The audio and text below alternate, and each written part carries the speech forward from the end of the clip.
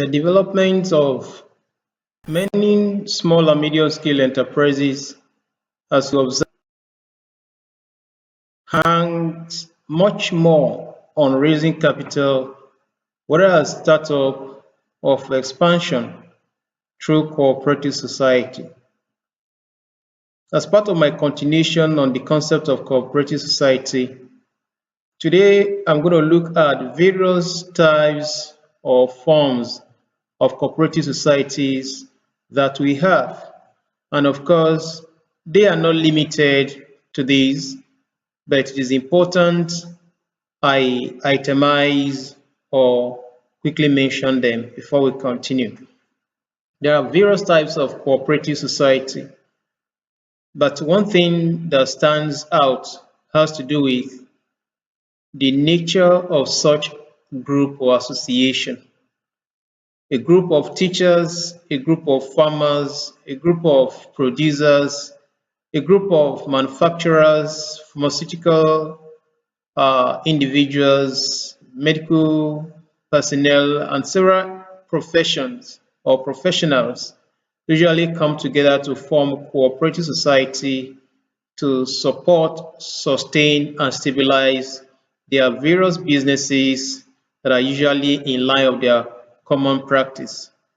Do not forget also that some cooperative societies do bring individuals that have good character, integrity, and reliable source of income from other professions or fields apart from their own. So I go through the list. Number one, we have the Producers Cooperative Society.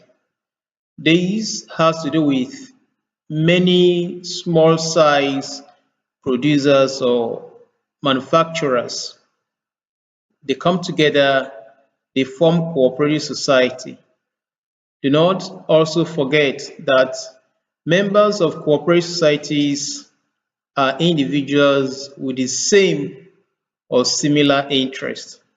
So because they are producers and they are usually small size producers, they do come together, pool resources together to elevate individual members in order to continue their business. And sometimes they also produce in large quantity, which enables them to produce at a cheaper price. The cost of production will be cheaper, labor will be cheaper because they have the negotiation as the same body, not minding that there are different individuals that stand as members.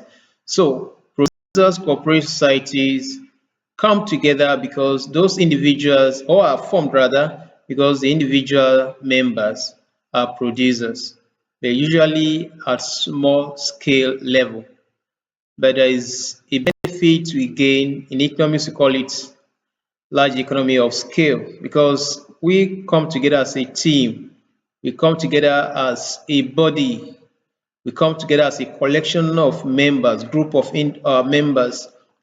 Our interests align together, our resources are pulled together, we buy in bulk, we negotiate in bulk in terms of raw materials, and then importation, if it has to do with international trade, becomes very easy.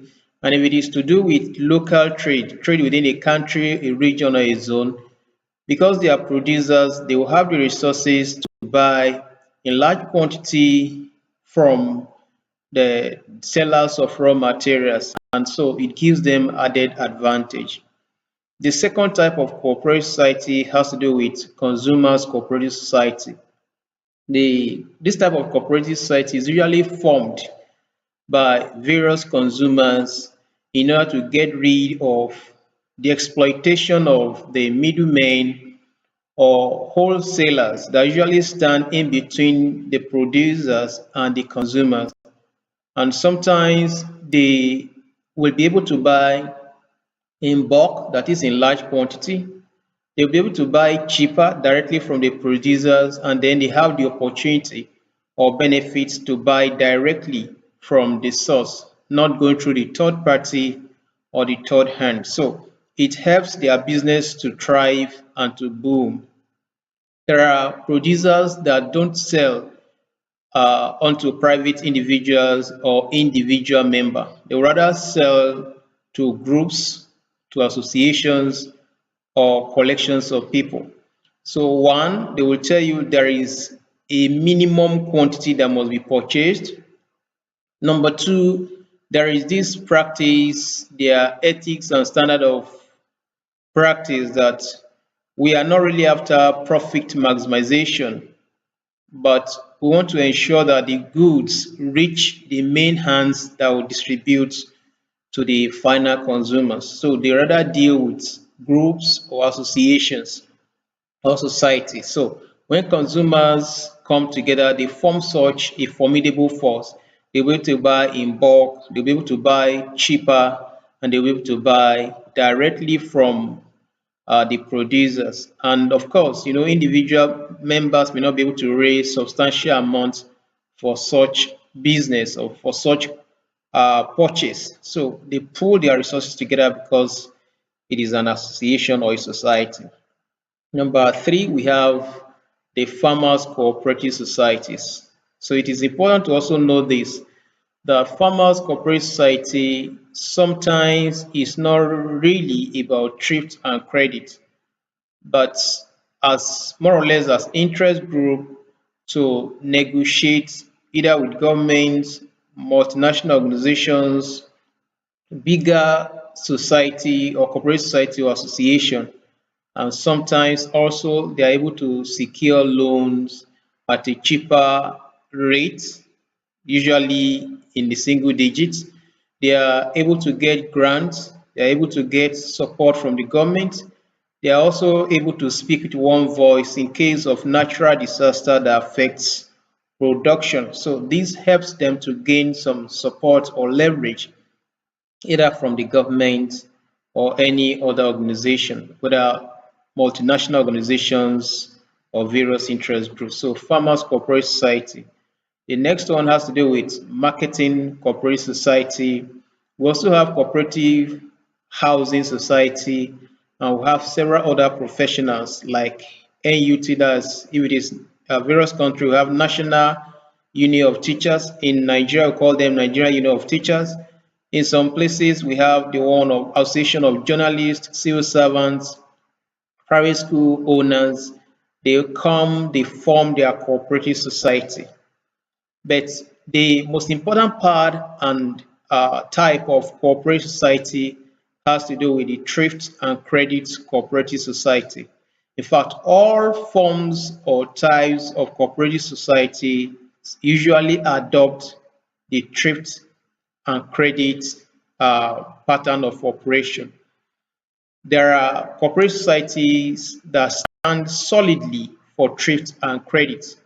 They have some collections from members, be their monthly savings, and then pull the resources together, give out loans to members at certain defined interest or yes, interest rates, 5%, 7.5%, 10%, and the rest with a period of sometimes 6 months, 12 months.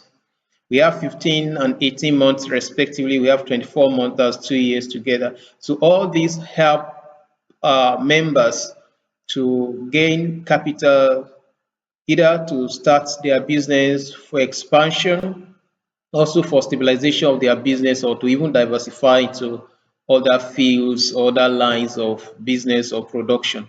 So the thrift and credit type of corporate society has is a factor that runs through, or is a variable that runs through almost every forms of cooperative society.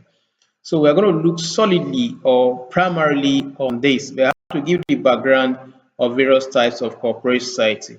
So whichever one you belong or whichever one you intend to start or form, it is important that accountability, transparency, integrity is very, very necessary. In fact, they are indispensable. If the executive members are individuals without integrity, are not faithful and committed, if the members too will obtain loan and not pay, or will abscond with money or the fund received from cooperative society, it will definitely affect the cooperative society, it will affect other members, and of course, it will limit or inhibit economic growth. So integrity of the executive members, integrity of the entire members is a factor we must not look away from. To form cooperative society is good, but to run it and run it well is much more important. And every member of various cooperative society, it is important that we keep to the standard of practice, the principles, rules, regulations, and principles of operation.